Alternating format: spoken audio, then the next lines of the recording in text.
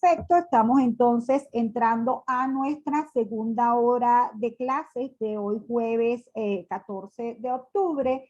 Nos estamos entrando en este mundo macroeconómico y estamos entendiendo cómo el mercado consolidado termina siendo la suma de los mercados individuales. Hicimos hincapié en que este PIB que está aquí es la suma de todas estas cantidades, pero cuando llegamos aquí dijimos que no necesariamente la suma de todos estos precios es lo que está aquí. ¿Por qué hicimos esa acotación? Cuando ustedes vieron microeconomía, deben recordar que había una diferencia entre este modelo en el cual los productores y los consumidores están dispuestos a hacer las transacciones a un nivel de precio, es decir, aquí está la intención del demandante o del oferente. En cambio, en una transacción ya simplemente se da el intercambio. Hay un precio, supóngase que es un intercambio de un café, y entonces hay un precio de 5 bolívares y ocurre el intercambio del dinero por el café. Eso no es lo que está aquí. Lo que está allí en esa transacción es que el dinero está siendo utilizado para intercambiarlo por otro bien y servicio porque eso facilita los intercambios. Y ese precio que está allí sí está asociado con este nivel general de precios que está aquí. ¿Por qué? Porque resulta que a nivel macroeconómico nosotros vamos a tener el mercado del dinero y el mercado de bienes y servicios en equilibrio, ¿sí? Y de alguna manera el nivel general de precios va a depender de lo que pase con la cantidad de dinero que emite el Banco Central y de lo que pase con la producción de bienes y servicios. Esas son cosas con las que vamos a ir abordando poco a poco a lo largo de la materia. Pero este nivel de precio que está aquí en este modelo macroeconómico es un precio relativo, es el precio desde el punto de vista de la percepción de el individuo, ya sea el oferente o el demandante. Si ustedes se fijan, ustedes como demandantes, cuando supóngase el caso de una ama de casa va al mercado, ¿qué tiene que hacer? Tiene que lidiar con el precio de los bienes y tiene que lidiar con su ingreso. Y realmente lo que busca es un rendimiento de ese ingreso del que dispone, dado un nivel general de precios, ¿ok? Ciertamente la decisión viene allí, pero todo lo que ella va a decidir de cuáles son las prioridades de sus productos va a depender mucho de cuál es su ingreso, ¿ok? De cuál es el precio que le permite lograr su ingreso. Generalmente es el precio del trabajo. De todas maneras, no quisiera ahondar mucho más en eso, simplemente vamos a dejarlo hasta aquí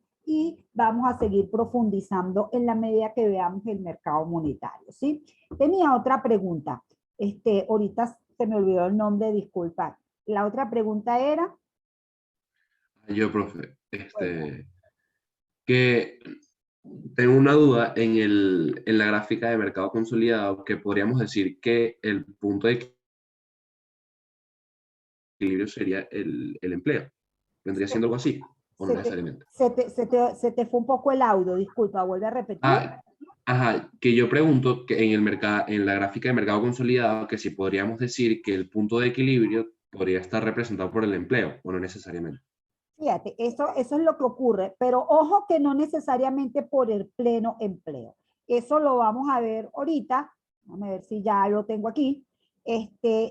No, aquí tenemos la generación del ingreso primero, pero para poder generar esta producción de bienes y servicios hay que contratar mano de obra y hay que utilizar capacidad de maquinaria y equipo, ¿sí? Entonces, por supuesto, en la medida que yo tengo el PIB, también tengo la cantidad de personas empleadas y por diferencia entre el total de las personas de la fuerza laboral menos las empleadas, tengo las desempleadas. ¿Sí? Entonces, efectivamente obtengo un nivel de empleo aquí. Por eso es que son las tres variables. El PIB, el nivel general de precios y el nivel de empleo y desempleo, dice uno, porque como se van a dar cuenta después, realmente el objetivo macroeconómico apunta a bajar la tasa de desempleo. Entonces lo que se calcula básicamente es el desempleo y no el empleo, es decir, a lo que se le da énfasis, ¿ok? Entonces sí, las tres variables salen de aquí. ¿Por qué? Porque para producir bienes y servicios hay que contratar mano de obra, ¿de acuerdo? Chévere, profe, gracias. Ok. Teniendo entonces como epicentro de todo nuestro análisis el PIB, es muy importante que pasemos a esta lámina que está aquí, ¿verdad? Porque lo que quiero señalar es que aquí, en la generación del PIB, está el origen de la riqueza de una economía, está el origen de la riqueza de una nación, ¿sí? Recuérdense que por allá los mercantilistas pensaban que era la acumulación de oro y plata lo que permitía a una nación ser más rica que otra.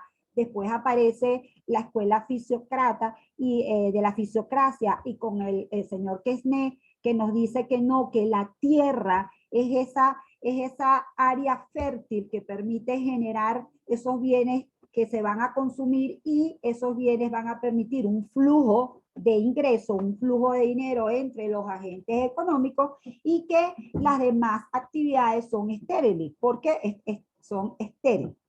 ¿Por qué? Porque no se genera valor en las otras actividades. Entonces, como ya hemos hecho énfasis, Adam Smith es el que crea este circuito de formación y acumulación de capital y es quien entiende claramente cuál es el origen de la riqueza de las naciones, porque unas naciones son más ricas que otras. Y se da cuenta que lo primero que nos encontramos es con una población, ¿ok?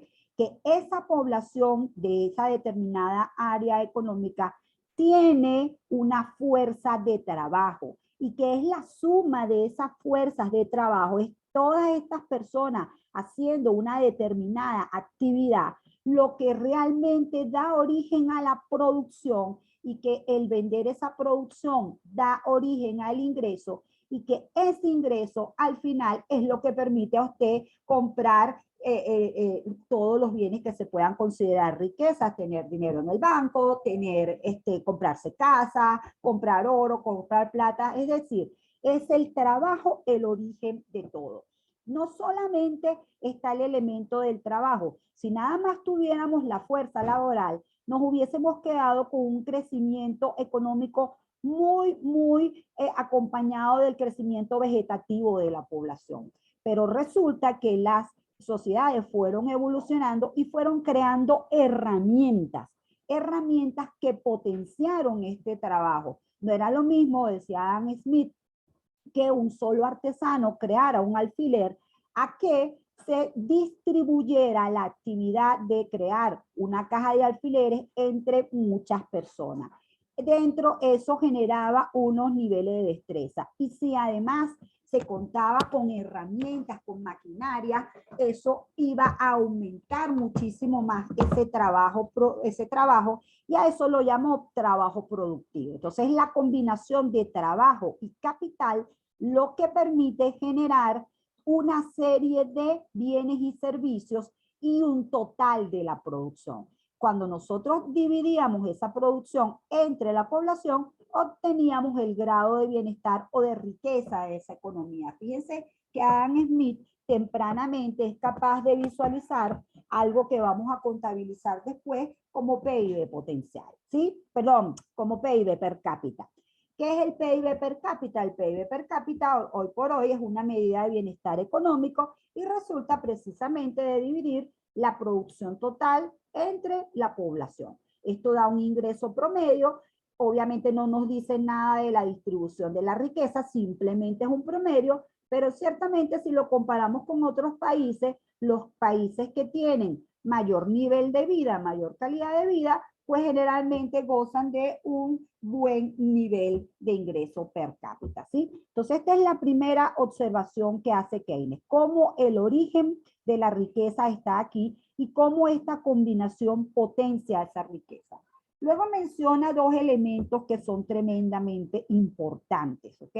Uno, que los bienes de producción tienen que ser privados.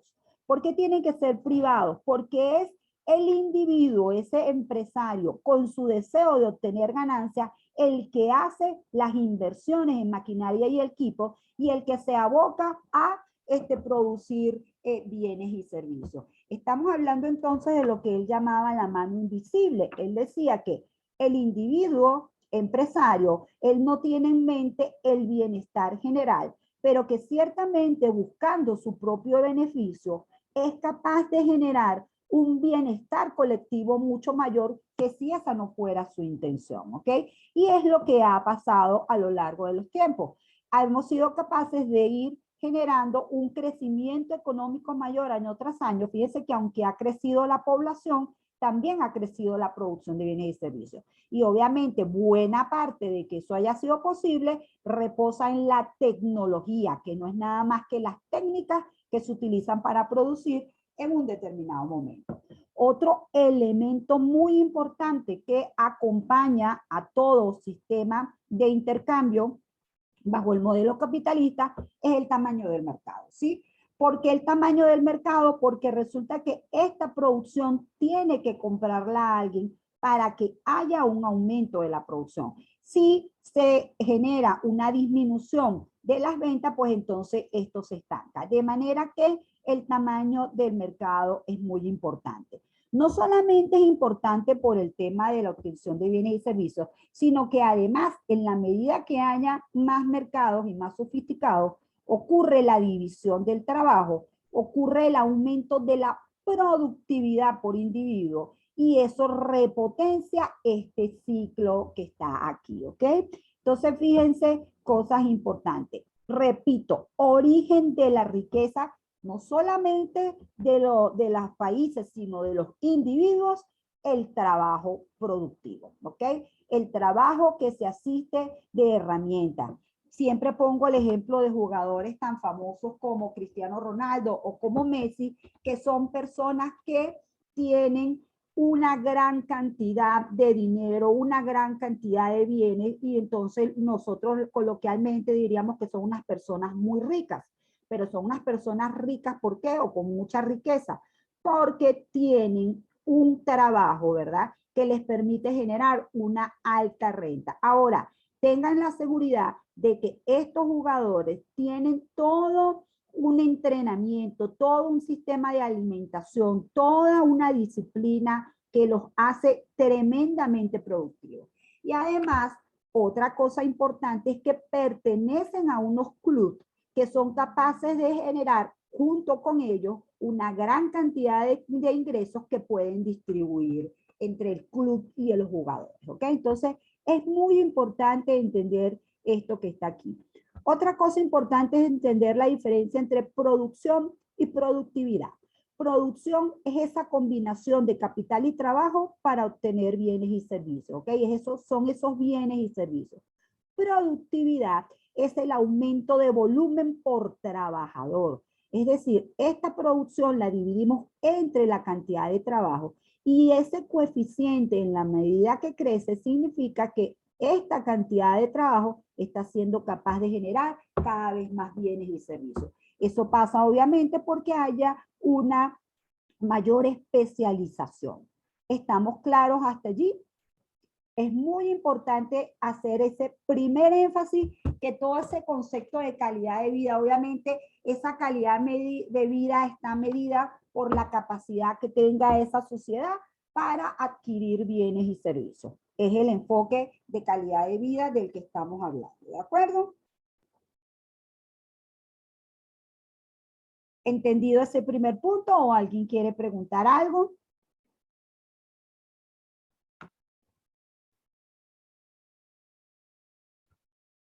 Ok, si se entiende el papel estelar que tiene la generación de la producción y del ingreso en el bienestar de cualquier sociedad o en el grado de riqueza de cualquier sociedad, lo que queremos entrar ahora es a la mirada de cómo se obtiene esa producción y cuáles son las características que tiene esa producción. Eso lo vemos a través de la función de producción. En microeconomía se ve la función de producción de las empresas.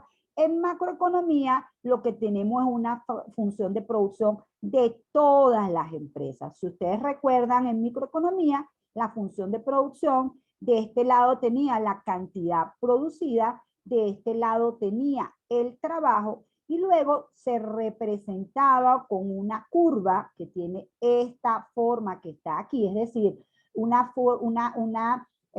curva de pendiente positiva y que esa pendiente es decreciente, y allí se decía que en ese punto se combinaba el capital que ya venía dado y el trabajo, ¿sí? Esta F que está aquí forma parte de la tecnología. Entonces, repito, ¿qué es la función de producción? Es la combinación de factores productivos para determinar la producción en un momento dado. Por ejemplo, este punto A lo que significa es que dada una capacidad de producción, dado una determinada tecnología que ha orientado la forma de esta curva, pues entonces el trabajo, ¿verdad? El empresario va a ir incorporando trabajo hasta el punto donde alcance el máximo de su utilidad. Cada empresario va a hacer lo mismo y eso significa que a nivel total vamos a tener un valor total de la producción de bienes y servicios, ¿sí? Y vamos a tener un valor total de mano de obra empleada, ¿ok? Siempre que estemos hablando de movimientos dentro de la curva de función de producción, pues estamos hablando del corto plazo, ¿sí? Quiere decir entonces que una definición de corto plazo o largo plazo en economía no tiene nada que ver con los tiempos. Tiene que ver que en el corto plazo el factor capital es fijo y el factor trabajo es variable. Y entonces se representa con movimientos dentro de la curva de función de producción. ¿Cómo se habla del largo plazo? Pues en el largo plazo se dice que tanto el capital como el trabajo varían. Fíjense que si yo hago esta nueva curva de función de producción, el capital ha aumentado a 100 y ahora yo hago una nueva combinación de capital y trabajo y fíjense que lo interesante que ocurre aquí. Cuando yo estaba en el punto 1, generaba este nivel de producción. Por supuesto, esto es cero, ¿verdad? De aquí estamos hablando de valores crecientes y aquí estamos hablando de valores crecientes. En este punto A tenemos esta combinación de trabajo que permite generar producción.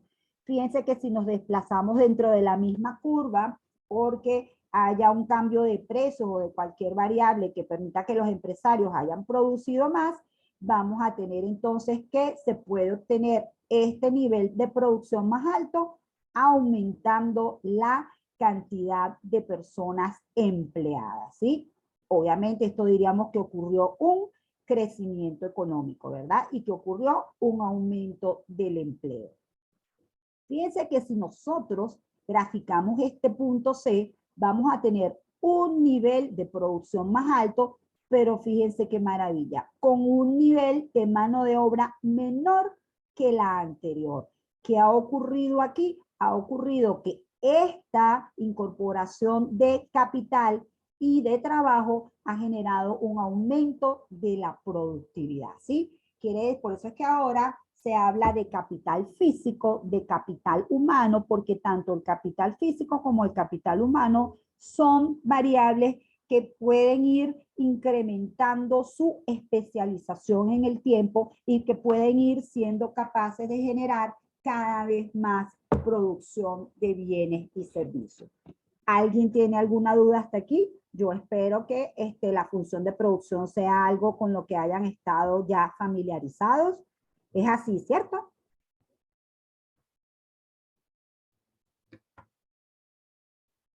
Si no, refuerzo. No, los bienes no aparecen de la nada. El único bien hasta ahora que todavía tenemos en cantidades abundantes es el aire.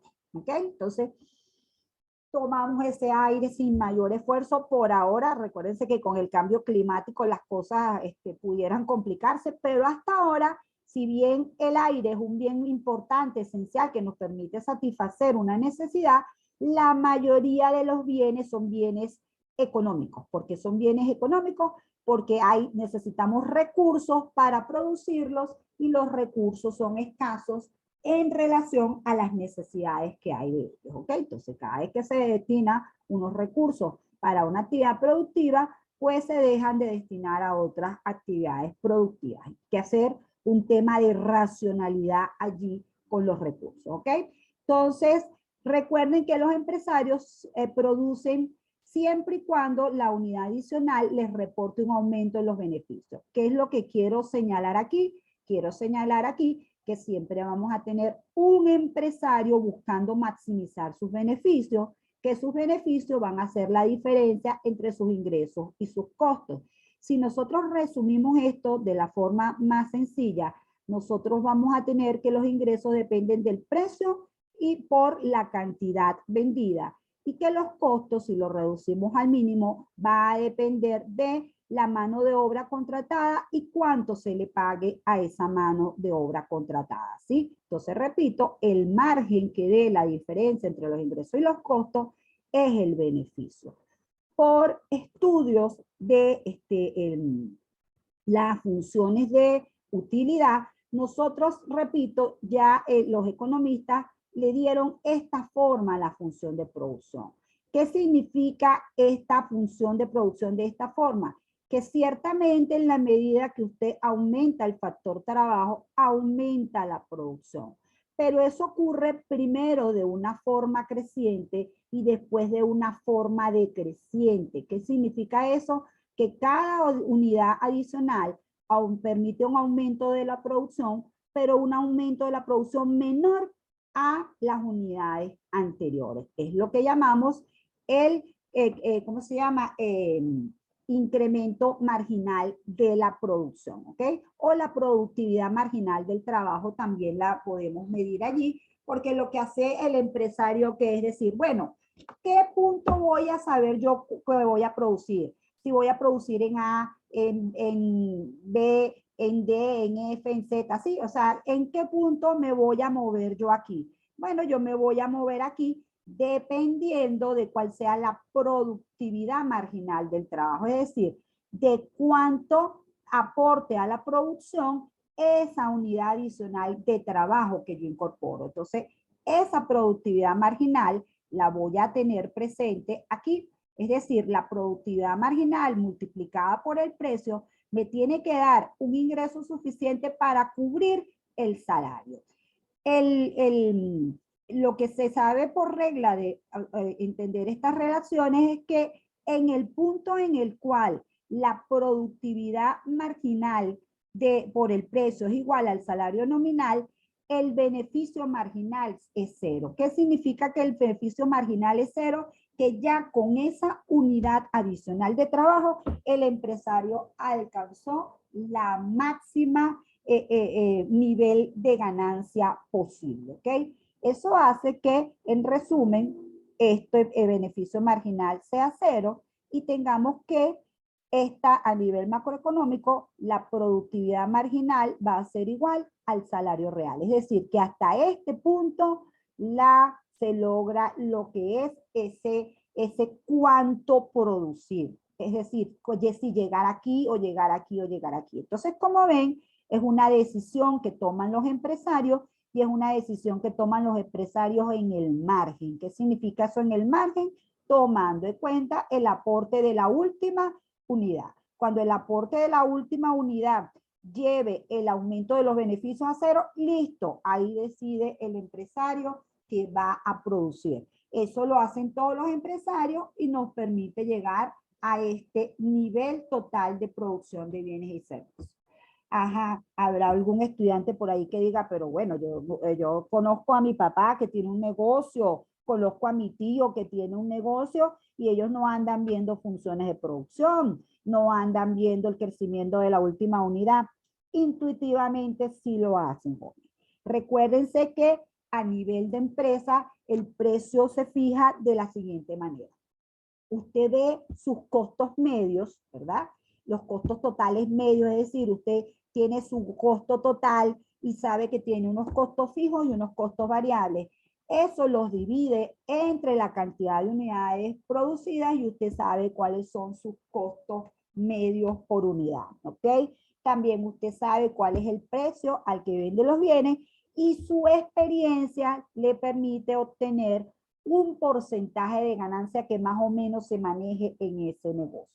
Dependiendo de la elasticidad de la demanda del bien que tenga ese empresario, pues ese empresario intuitivamente en su manejo se va dando cuenta de que si tiene que ajustar el margen de ganancia, si tiene que ajustar el precio, la libertad de ajustar el precio va a depender de la competencia, de cuántos otros oferentes haya en el mercado.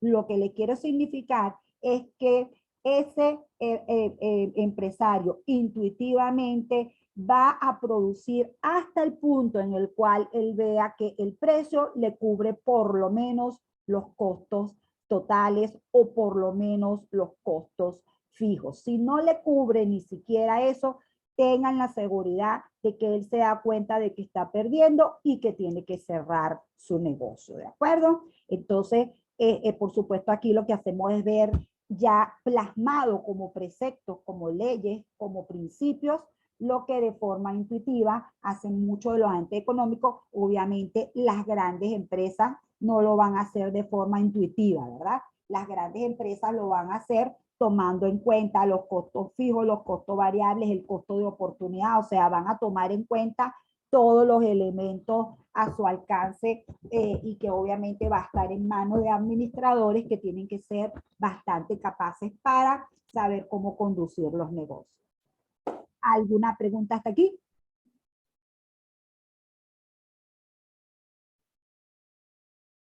Repito, todo esto lo vamos a ir viendo paso por paso. Aquí lo que estoy haciendo es enseñando el bosque. Lo primero que he hecho es decir, esta ciencia se encarga de estudiar la economía en su conjunto. Para eso necesita variables macroeconómicas, sumar variables individuales y llegar a variables agregadas.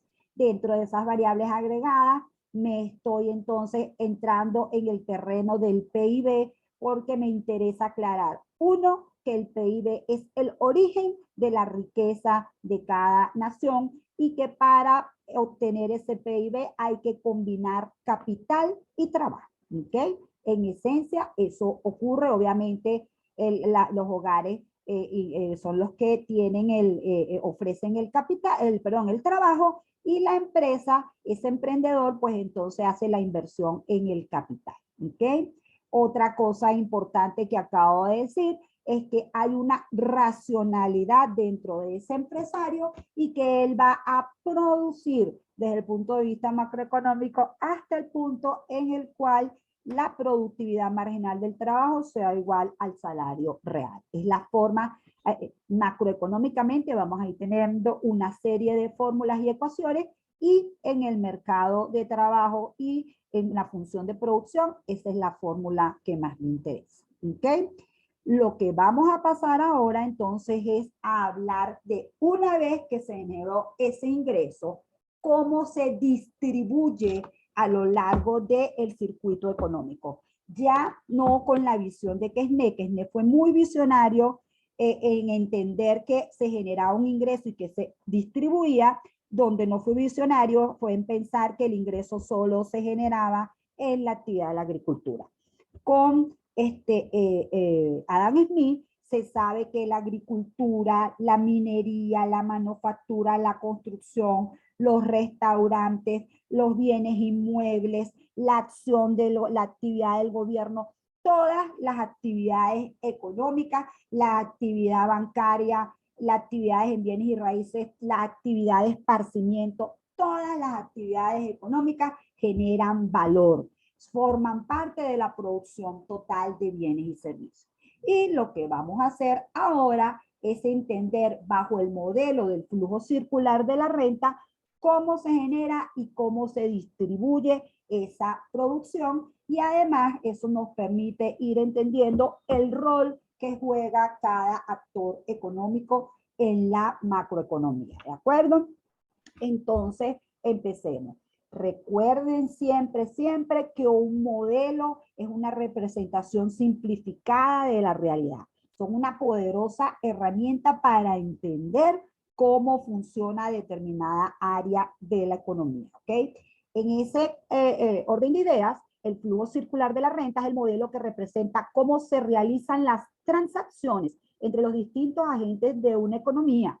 Los agentes de la economía son empresas y hogares, los cuales interactúan en el mercado de bienes y servicios y el mercado de factores productivos. Y como sabemos, después se le incorporan 3 actores más. Entonces, hogares. Ya empecemos a fijar la idea de quiénes son los hogares. Persona o grupo de personas que comparten una renta. Un individuo, varios individuos, lo importante es que están en una misma unidad y lo sabemos cómo, porque comparten su renta entre ellos. Eso obviamente permite que ese ingreso sea el que utilizan para comprar bienes y servicios. Empresas, organizaciones que producen algún bien o servicio con el objeto de venderlo y obtener una ganancia. Entonces, repito, el dueño de esta empresa va aquí. El administrador de esta empresa va aquí. Los trabajadores de esta empresa va aquí, en hogares. Aquí va es la representación jurídica. De hecho, ese es la economía de mercado tiene esa característica, que la producción recae sobre la empresa. ¿Ok? Entonces, ellos interactúan en 2 mercados, en el mercado de bienes y servicios y en el mercado de dinero. Tenemos entonces por aquí las empresas, tenemos por aquí los hogares y tenemos el mercado de bienes y servicios y el mercado de factores productivos. ¿Qué ocurre en el mercado de bienes y servicios? Las empresas ofrecen bienes y servicios y esos bienes y servicios son demandados por los hogares. Ocurre un flujo de bienes y servicios, pero además, como estos bienes y servicios se intercambian por una mercancía común que es el dinero, ocurre un flujo de dinero. Estos hogares tienen que pagar unidades monetarias a estas empresas de manera que estas empresas reciben un ingreso. ¿Ok? Esa es la interacción en el mercado de bienes y servicios. ¿Qué magia ocurre aquí en este mercado? Que de este libre juego de oferta y demanda vamos a obtener el precio de los bienes y servicios y esa es una señal importantísima que nos va a permitir determinar qué producir. ¿Qué se va a producir en esta economía? Bueno, dependiendo de las preferencias de los consumidores van a estar dispuestos a pagar las mayores piezas monetarias por las unidades que más prefieran o los bienes que prefieran. Las empresas van a estar pendientes del movimiento de sus cajas registradoras y van a estar produciendo esos bienes y servicios por los que los consumidores están dispuestos a pagar los mejores precios. Entonces, esta señal de los precios determina el qué. Luego, en el mercado de factores productivos, vamos a tener los hogares ofreciendo su mano de obra, ¿verdad? Se van a ofrecer maquinarias y equipos. Vamos a tener también que se ofrecen maquinarias y equipos. Eso lo ofrecen algunas empresas. Y vamos a tener otras empresas demandando esa mano de obra y esos, ¿cómo se llama? Bienes de equipo, materiales y equipos para producir esos bienes y servicios como lo vimos en la función de producción. Entonces, aquí el mercado laboral, que es el mercado que más nos interesa, vamos a tener también la formación de un precio muy importante que es el salario, ¿ok? Entonces tenemos el salario como el precio de la mano de obra, tenemos el costo del capital y aquí se va a generar el cómo, es decir, cómo se van a producir los bienes y servicios, qué tecnología se va a utilizar. Eso va a ser con la mano de obra que presente los precios más competitivos, con la tecnología que sea más competitiva, ¿ok?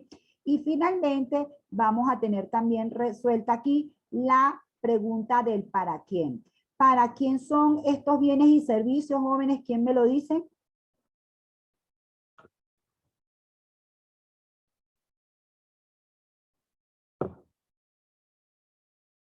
Repito, ¿para quién son estos bienes y servicios? Para los hogares, las familias, ¿no? ¿Todas las familias?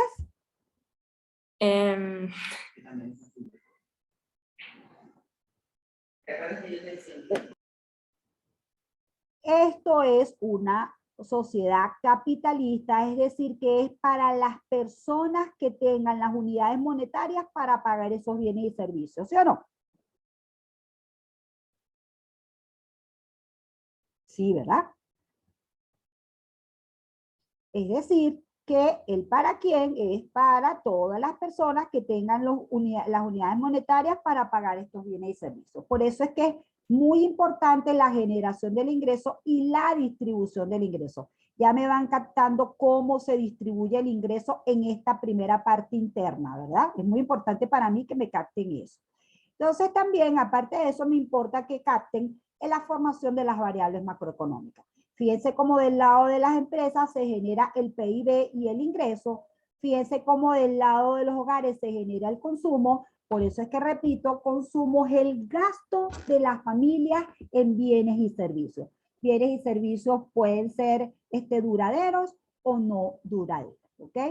Fíjense cómo además se genera como variable macroeconómica el nivel general de precios y cómo se genera como variable macroeconómica el salario, ¿sí? Es decir, precios que van a ser importantísimos dentro de la economía. Entonces vamos a tener el mercado consolidado de bienes y servicios que les acabo de presentar, ¿verdad? Con la oferta agregada, la demanda agregada, el nivel de PIB y el nivel general de precios. Y vamos a tener el mercado de trabajo con la oferta de trabajo por parte de los trabajadores. Esa tiene pendiente positiva porque a mayor salario, más están dispuestos a ofrecer su mano de obra a los trabajadores. Vamos a tener la curva de demanda de trabajo, que la curva de demanda de trabajo es precisamente la curva de propensión marginal de productividad marginal del trabajo, y allí esa va a tener pendiente negativa porque mientras más bajo sea el salario, más dispuestos están los empresarios a contratar mano de obra. En el punto donde se intersectan la oferta de trabajo y la demanda de trabajo, vamos a tener el nivel de trabajo, la L, que vimos en la función de producción, y el nivel de salario. ¿Ok? Entonces, esta es la primera parte de cómo funciona el flujo circular de la renta. Obviamente, en la tercera parte vamos a entrar a ver cuál es el rol que juega el sector público, el sector externo y el sector financiero, ¿sí? ¿Tienen alguna pregunta?